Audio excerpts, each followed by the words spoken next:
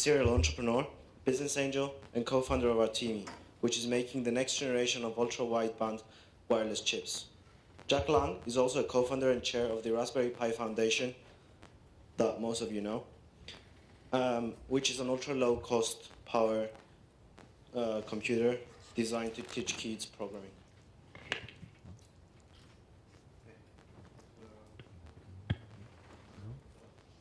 Okay, that's our website, raspberrypi.org. Just out of interest, who here is techie? Who's an entrepreneur? You can be both. So mostly techie rather than entrepreneur. We'll do some entrepreneur stuff first, just to get going. I apologize for not standing up. I've ripped my back. Just brief advert for Cambridge Cluster. Cambridge is the leading high-tech cluster in Europe. About 1,500 companies spun out from the university. 53,000 people. 11 billion in turnover. More than London. Cambridge South, as we say. A lot of SMEs. 50 billion in market value created compared to London. Good employment if you have technical skills. Wealth creation. There are about 12 companies that have achieved $1 billion market cap from nothing. Arm is the obvious one. There are several others.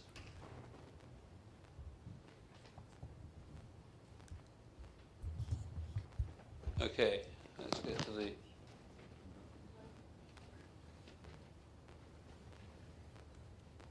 slides. So it's a good place to live and work.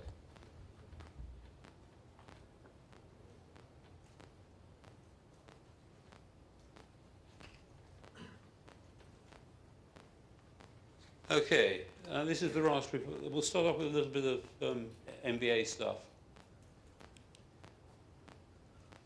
Who thinks the company should make a profit? We're not plowing enough back into the company. There are essentially two modes we can think of as companies. We have a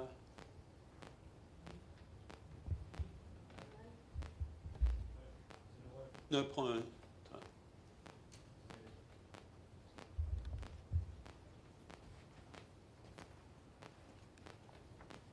Yeah, but it doesn't point.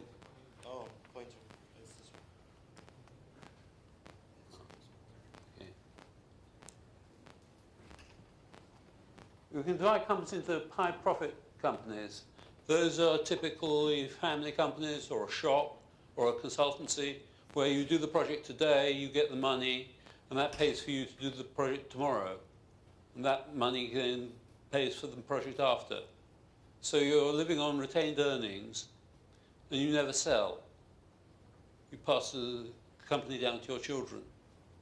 The alternative is you take in a lot of capital value and your product is the company. Your aim is, if you invite investors in, you will end up selling the company within 5 years because the investors want their money back.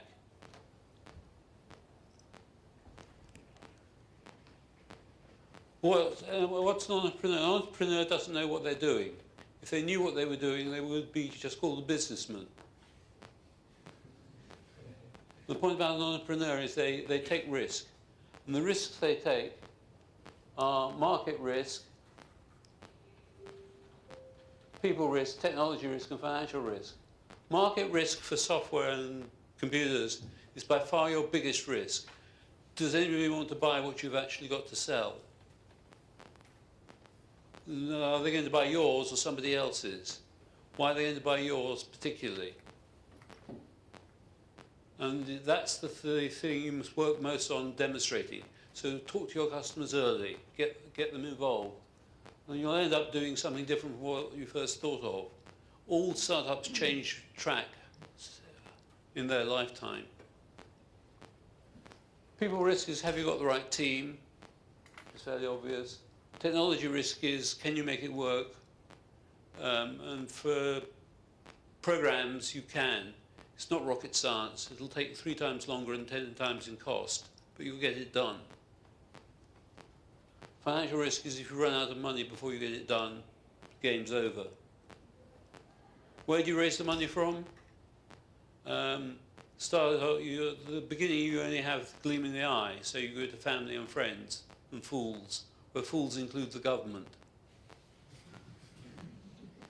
So these are people who are going to invest in you because you're you. And it's your great Aunt Matilda or whatever. And there you can get maybe a 50k or so, say, or you win a competition or get a grant. And that gets you started. You then go to people like me, old and fat, who made their money and want to lend you the money because it's easier for you to run around than them to run around.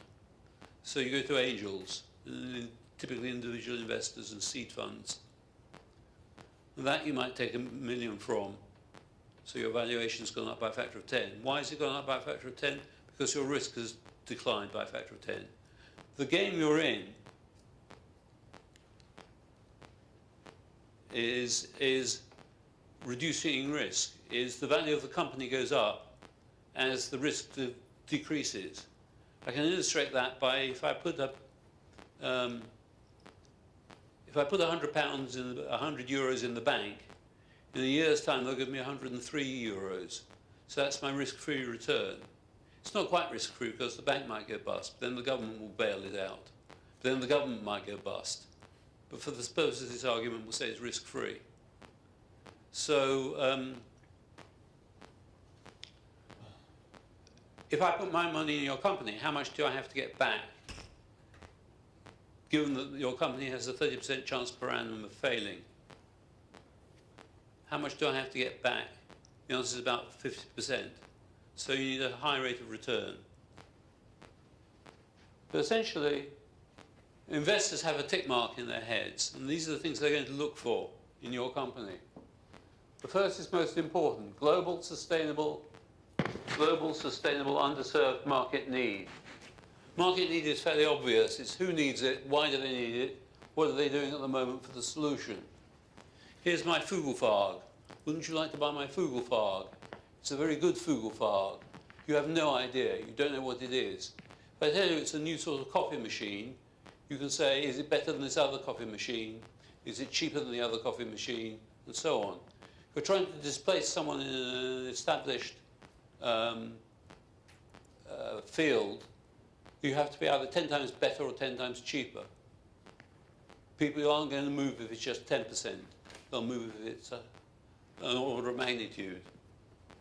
Underserved is what's the competition, actual or potential.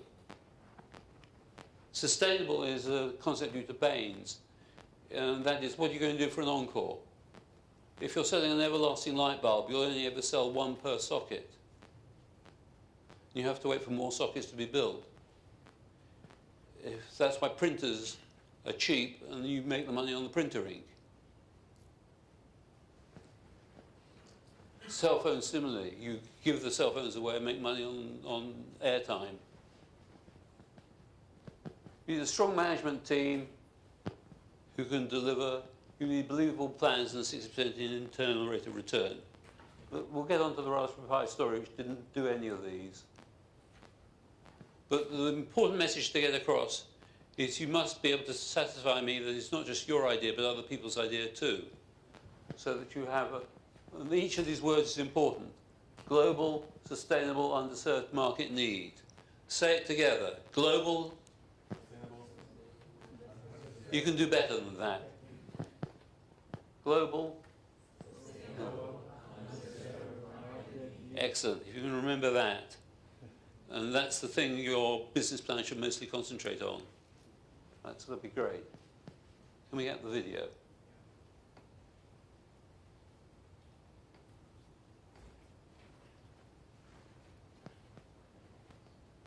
Oh, sorry, the first video. What's a Raspberry Pi? This is a Raspberry Pi.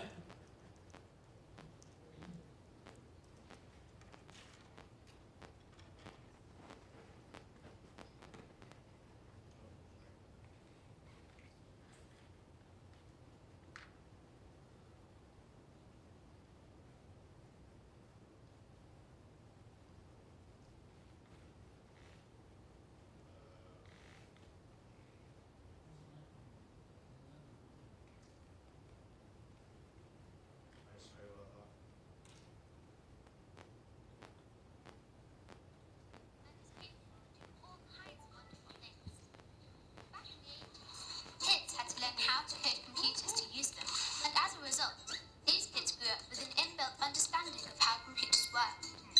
Now, we need more programmers than ever before. So to deal with this problem, some clever people came up with the Raspberry Pi to reignite the spark. It runs Linux, a free operating system from an SD card, just like the one in your digital camera, and it's powered by a USB phone charger. You just plug in a mouse and a keyboard, connect it to a TV or monitor, and you're ready to go. In schools, not only is Raspberry Pi a great way to learn programming skills as part of ICT, there are also dozens of cross-curricular applications, like science and music. And all over the world, people are experimenting with Raspberry Pis and attending Raspberry Jam events, where people of all ages are learning what can be done with a Raspberry Pi. Since the first Raspberry Pi was shipped, we've seen examples of people using them in a variety of amazing and interesting projects, taking advantage of its size, portability, cost, programmability, and connectability. So whether you want to learn to make games, build robots, or even teach a bird to parachute, with Raspberry Pi, the sky's the limit. Okay.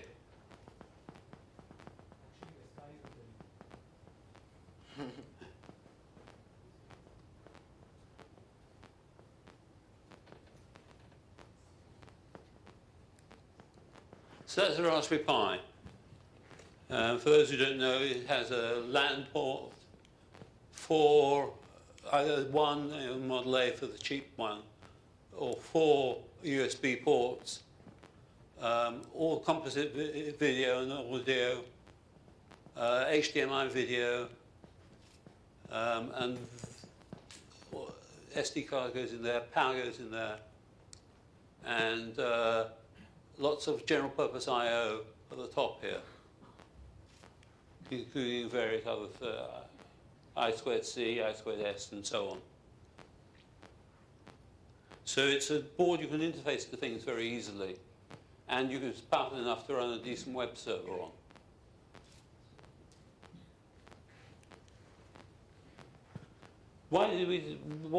The reason for the project was I'm on the faculty board of computer science at Cambridge, which is one of the best universities in the world, and applicants to read computer science were dropping like a stone in 2008. And one of the reasons we thought this might be is because they didn't have computers at home to play with. Your Macs are fine, and you can, with some effort, program them, but it's not easy. Your cell phone you can't program. You can write an app for it, but you have to get the owners, essentially, either Apple or Google, to service the app for you, and they'll take money as part of it. Games consoles, for example, aren't open. They encrypt the software so that you pay the fee. And that's changed from when I grew up, when we had things like the BBC Micro and the Atari, and you had to program them to get them to do anything useful. And it was great fun.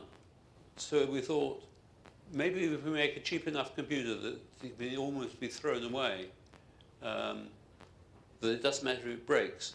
Because if you're a kid at home, you don't want to use the family computer in case you break it. These things are cheap and cheerful. So we set a target price of $25. As I say, because we weren't getting enough students, we normally take 100 students a year. We try and select them from about 500 students. We've got down to 200 students applying, and we couldn't fill the course with good people.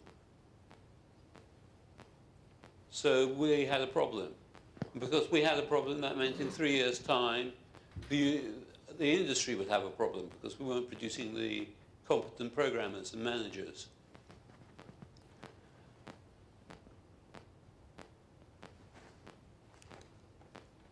Schools were teaching ICT, and the interest in that was dropping like a stone. ICT was basically how to use spreadsheets and word processors. The kids knew that already, so they got very bored, and it got a bad reputation. It's what we call typing, rather than coding. Various other people have noted it. In particular, Eric Schmidt, the Google CEO, said, "Why are you throwing away your heritage?" Because the UK has a good computer heritage. Kids don't program these days. They download. They don't code. And that's a problem because they rely on the person who put the thing up to do it right. They rely on big corporations. So Google filters your news for you, for example. And hopefully their intentions are good, but they aren't necessarily good. So 6 of us got together. Eben Upton is an engineer at Broadcom, and he'd been experimenting with low-cost computers. And he's still at Broadcom. David Braben wrote Frontier and runs Frontier Games. That's me. Robert Mullins and Andy are professors at Cambridge.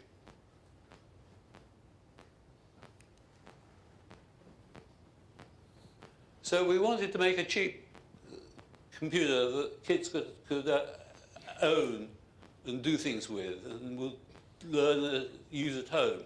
It's not the hour a week in school that matters, it's the 3 hours a night in your bedroom. It's like learning to play a musical instrument. It's not the school just provides the motivation or the initial introduction, but it's 3 hours a night you spend hacking. This way you learn your trade. Well, it's low enough cost that you don't mind breaking it. Of course you mind it, but it's not that bad as breaking the family TV or your father's laptop. And we thought of making it about the price of a textbook. So it shows how out of touch we are. So we chose $25 as the price.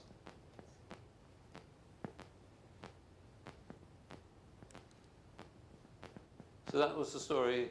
So in 2008, we started. Basically, we were repurposing cell phone chips.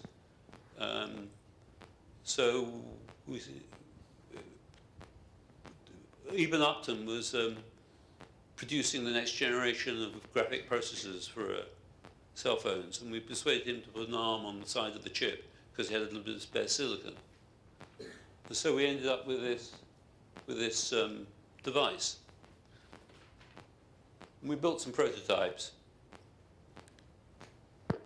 We went down to see Rory Keflin-Jones, who's the BBC technology correspondent. He said, "I can't do anything for you, but can I take a photograph and put it on my blog?" So we said, "Okay, fine." So he put it on his blog. We got 800,000 downloads. This gave us a problem. We promised 800,000 people would do a $25 computer, and we didn't know how to. The prototypes had cost us several $100s because they're hand-built.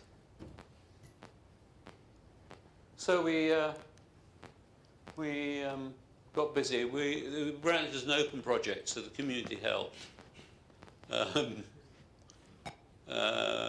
We got various indications that there was serious demand out there. That was one. Another was we'd promised to deliver on fourth quarter 2011. And 17th of November, which is the middle of the fourth quarter, we started getting messages saying this is all a scam, it doesn't exist.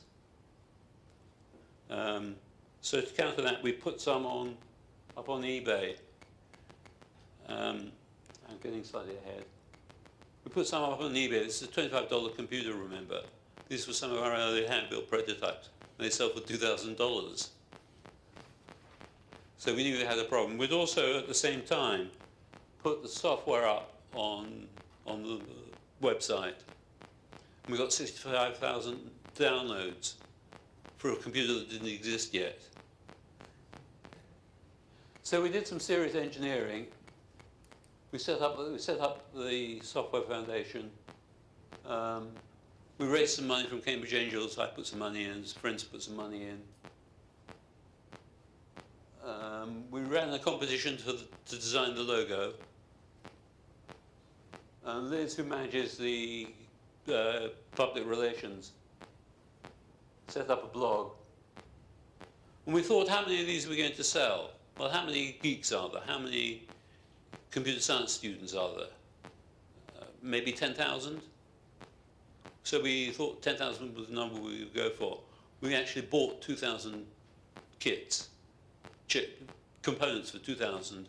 We sent them off to Hong Kong, to a Shenzhen manufacturer, and hoped. That was the hand-built prototype. And sooner or later, 2,000 arrived in my garage. At this point, we thought we had a problem. We realized that 6 people part-time in a garage couldn't support the demand. So we appointed 2 manufacturers and distributors. Our electric components, radio spares, and Farnell, CPC. Do people know them? Have you bought stuff from them? They're multi-billion-dollar companies distributing electronic components and stuff. They bought our stock, and we launched on the 29th of February 2012 and had a success disaster. We took both of their websites down. We were selling 700 a second before they crashed. We were not popular. And we realized also that this was no longer a development board. We had to get all the approvals that we now needed to get. We couldn't just say it's development equipment. If you're selling a million, you can't. So we had to get CE, FCC, ROHS, we, and several others. The other thing is we had to learn about volume manufacturing.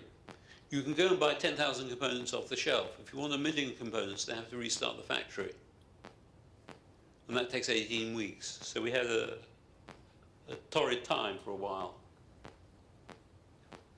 350K pre-orders. So we moved manufacturing from this Shenzhen manufacturer to the Sony Tech, the old TV factory in Wales, where they were doing contract manufacturing, and they've been very good for us.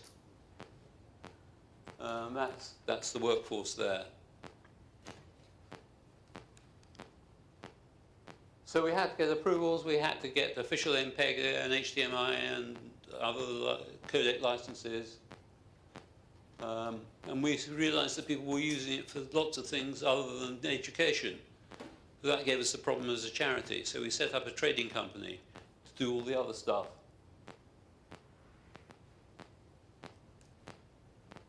And it's all over the world. This again is an example of the community working well.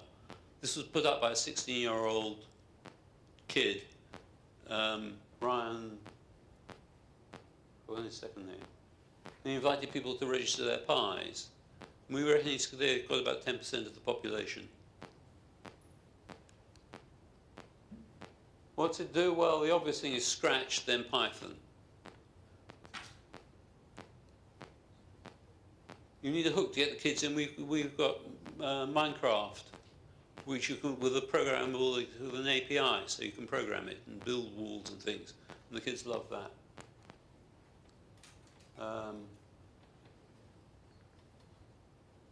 Xbox got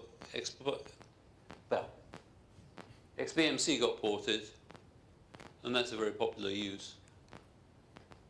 We sold about 5 million of them. We're manufacturing 20,000 a day. And we've sold about 5.5 million so far. Can we have the next video?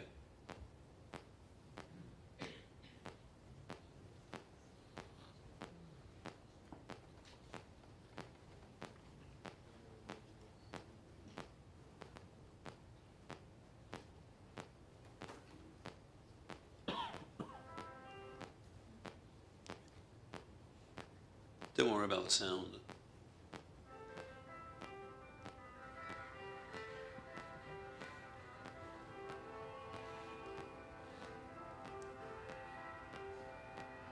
Quake. Unboxing. Somebody put one in a teddy bear they parachuted from 40,000 foot. Weather balloon. Robots. Development system. 3D display. Signage. Pick and place machine in manufacturing.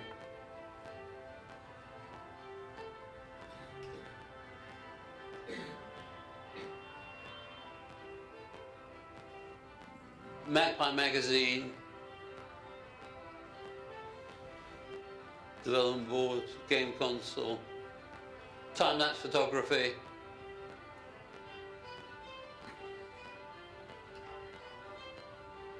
lecturing, another robot, supercomputer, 128 of them, controlling train tracks, bullet time camera, was saying nice things.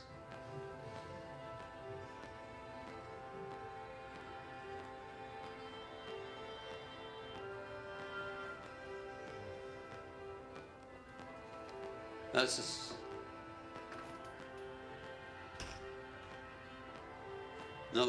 Japanese robot.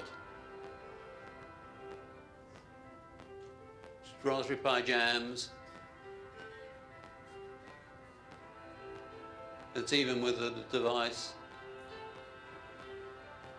School use. That was a Japanese R2D2. Kids' posters,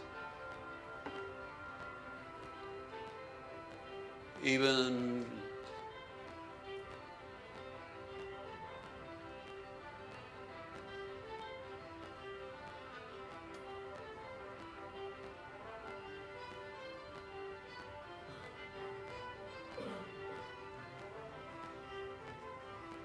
that's even in Liz. That's a Portuguese water robot.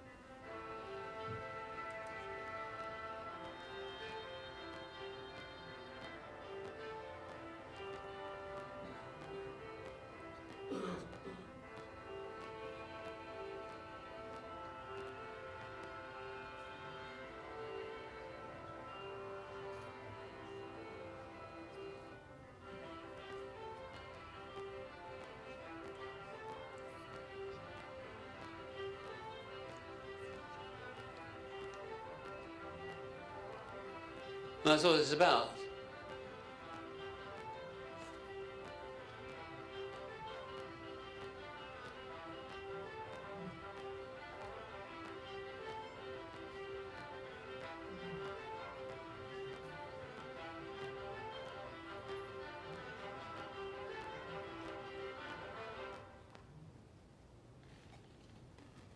Okay, thanks. Just getting kids to turn the light on and off. They seem an amazing achievement, and they really turn on.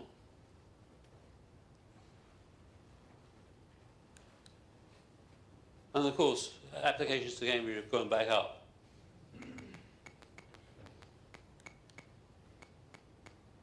It's very popular in developing countries. There's a company called World Possible that has put the whole of Wikipedia, the whole of Khan Academy, the whole of Gutenberg, and some medical videos onto a SD card and shipped it with a Raspberry Pi to drop into schools as a library. Access with cheap tablets. That's proved popular. So final thoughts. You can't predict what the market's going to do. Each time you put something out there, you're to probe into the marketplace, and the market will soon tell you if it's right or wrong. So fail early and fail often.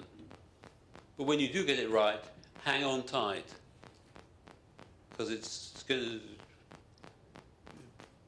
go faster than you ever thought. Do the easy things first. And don't make it perfect. The best is the enemy of the good. Get it out there, get it into people's hands. The sooner you can get feedback, the better. Computer science is not just an add-on, it's a vital part of everyday life. The way we teach is changing. No longer do you sit and do knowledge transfer by standing in front of people and lecturing. You do it by use MOOCs. You do the bulk transfer by online, and then you use face-to-face time for tutorials.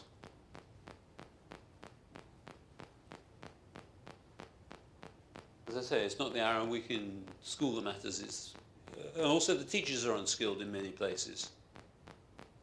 So you can go directly with the internet. You can go worldwide, direct to consumer. That'll do for me. Just to remind you that that's what it's really all about: is kids learning to program. The fact it's got lots of other uses is also nice. I guess stop for questions.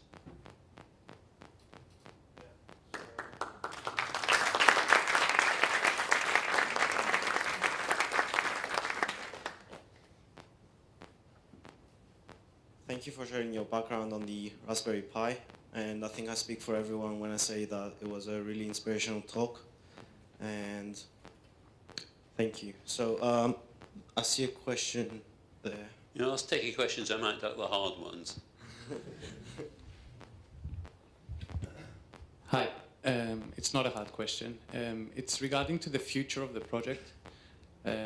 We've seen that there's a new revision that just came out.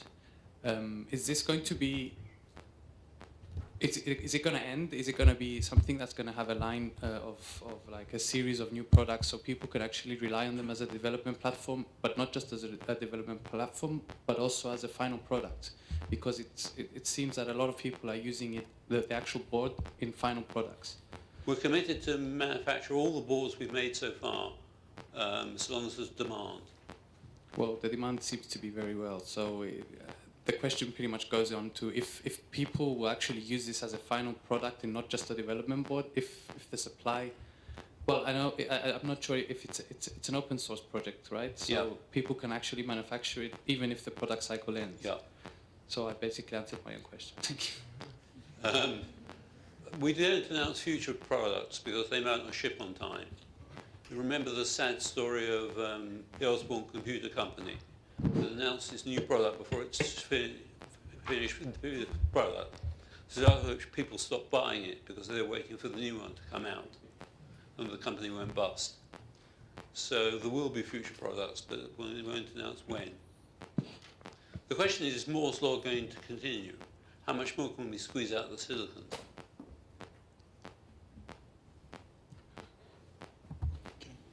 Sir, thank you very much for your great presentation. I stayed here by mistake. I'm glad I stayed. My relation with Cambridge is that 22 years ago I applied to study mathematics. I was number one in Cyprus, but I was rejected because I failed to answer a question by a professor. I failed to answer how I should explain to a 5-year-old kid the concepts of integration and differentiation. I ended up in London. I studied in City University, something that is related with mathematics. It is called actuarial science, you might know about it. My question is not so, maybe it's a hard one. Would you be willing to listen from someone from a team that has a good idea? Would the team of Raspberry, the board, would like to listen to it? Thank you. The idea is related to transport and financial modeling. Thank you very much. I should point you at cambridgeangels.com. That's an investment question rather than a Raspberry Pi question. The Raspberry Pi has an education fund, which we fund educational projects. We have a £1 million fund for education. We're an educational charity after all. I have a small listening problem. Can you please repeat? We have an educational charity for teaching. Maybe, yes, maybe. It's on the website. Not yet, soon to be online. Okay, thanks. Just a remark, I like your comment. It doesn't matter the 1 hour teaching in the classroom. What really matters is the 3 hour maybe dreaming or thinking in the bedroom. Thank you very much. Any more? Any other questions? No? Go away lightly. One there.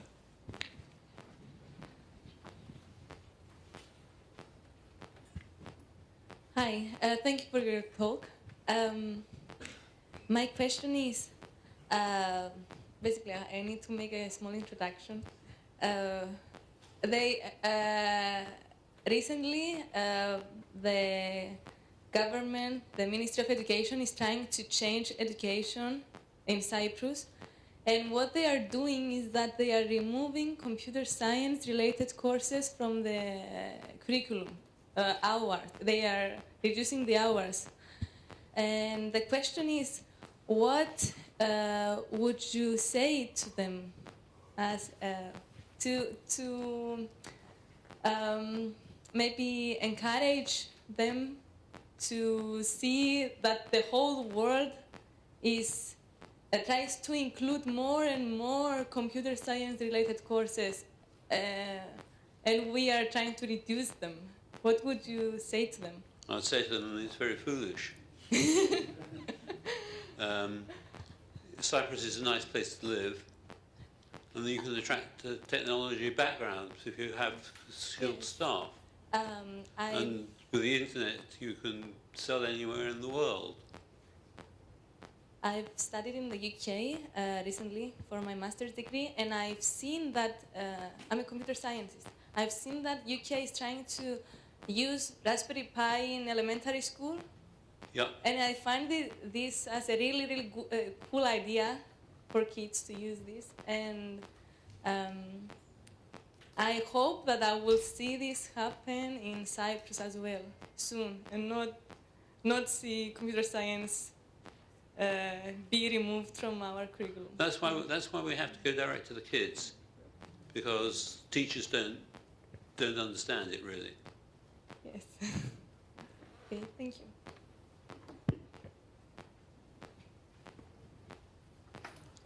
Any more? We've got time for another couple of questions.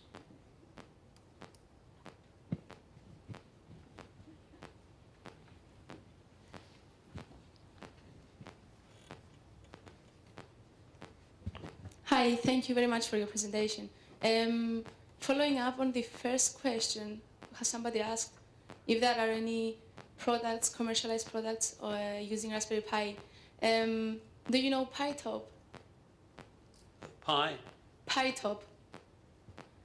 PyTop is a It's a Raspberry Pi based laptop, and the startup that created this laptop just came out from an accelerator in London called Entrepreneur First, and they kickstarted their idea with this laptop, and a lot of Oh, yes.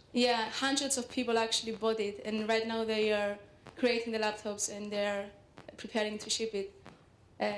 Do you know it? What is your opinion about it? I think it's a good effort. I'm not sure I've done it quite like that myself. The problem with laptops is the cost of the display. And we're working on that. It came out slightly clunky, but I think it's a good start.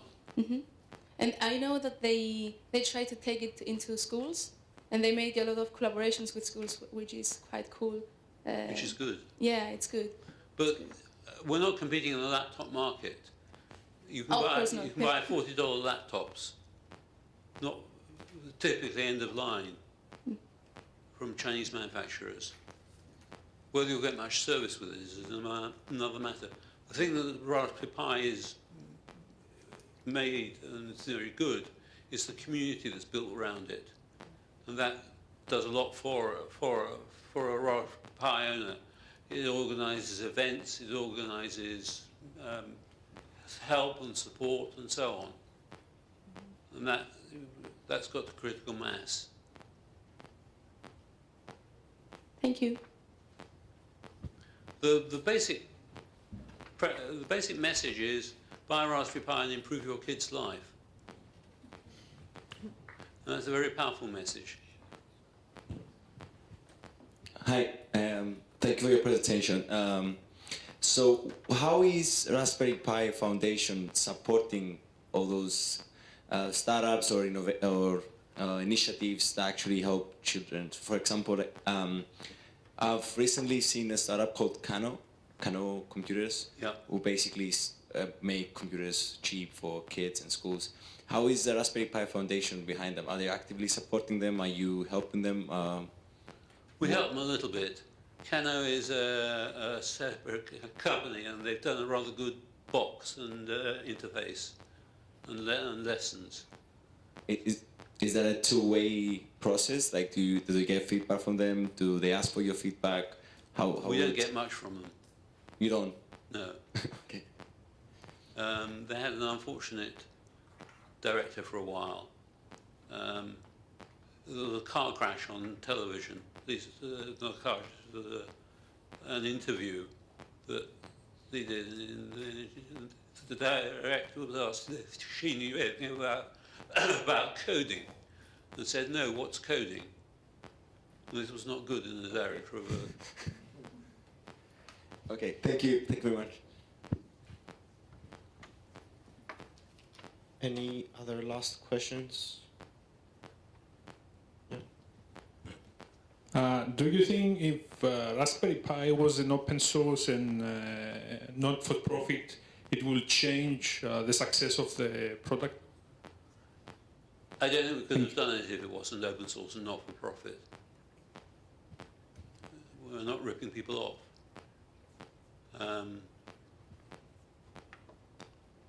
We couldn't have got the prices we did from the manufacturers if we were for profit.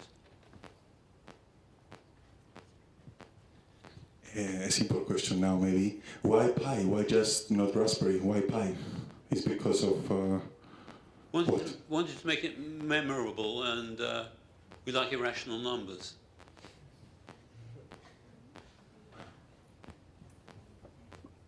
Okay, we've got time for another last question. If anyone, no? Okay. So, Okay, thank you. sorry. All right. So thank you very much for your talk.